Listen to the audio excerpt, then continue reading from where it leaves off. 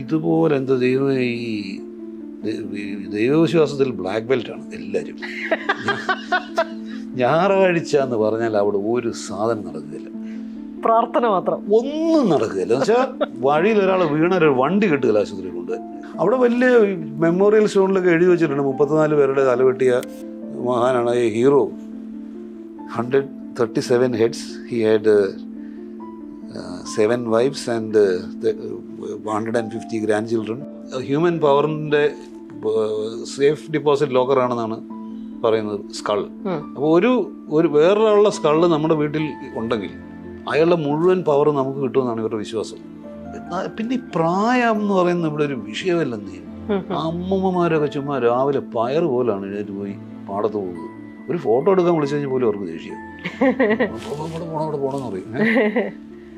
പിന്നെ ഈ തലയോടുകളാണ് എല്ലായിടത്തും. ഈ ഇവരുടെ ഒരു അലങ്കാര വസ്തു എന്ന് പറയുന്നത് മൃഗങ്ങളുടെ തലയോടുകളാണ്. എല്ലാ വീട്ടിലും ഭിത്തി മുഴുവൻ ഇങ്ങനെ. ഈ അടുത്ത കാലം വരെ മനുഷ്യൻ്റെ ഉണ്ടായിരുന്നു എന്നാണ് പറയുന്നത്. പ്രധാന വീടിൻ്റെ പ്രധാന ഭാഗം എന്ന് പറഞ്ഞാൽ അടുപ്പാണ്. ആ അടുപ്പിൻ്റെ മുകളിൽ ഉണങ്ങിയ ഇറച്ചി മുതൽ 100-200 വർഷം പഴയുള്ള തലയോടുകൾ വരെ കാണും.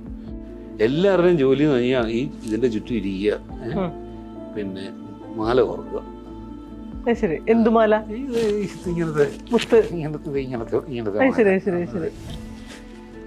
ഒരു മനുഷ്യൻ പോലും വോട്ട് ചെയ്തിട്ടില്ല ഈ 11:30 വരെ. ഒരു വോട്ട് പോലും ചെയ്തിട്ടില്ല. അപ്പൊ ഞാൻ ഈ പോലീസുകാരോട് ചോദിച്ചു, നിങ്ങൾ വോട്ട് ചെയ്യലെന്ന് ചോദിച്ചു.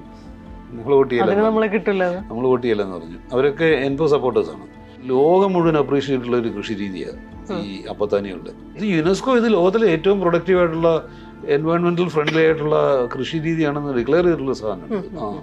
ഞാനിങ്ങനെ ഈ മോൺ ഡിസ്ട്രിക്റ്റിൽ പോയിട്ടുണ്ടോ എന്ന് ചോദിച്ചു. നിങ്ങൾ അവിടെ പോയിട്ടുണ്ടോ എന്ന് ചോദിച്ചു. ഞാൻ പറഞ്ഞു ഞാനവിടെ ഒരു 4 ദിവസം അവിടെ താമസിച്ചാണെന്ന് പറഞ്ഞു. അപ്പോൾ ഇയാൾ കുറച്ച് നേരം ഇങ്ങനെ ഉണ്ടായിരുന്നു അറിയാം. Then you are not a traveller, you are an explorer. പട്ടാളക്കാരനാ.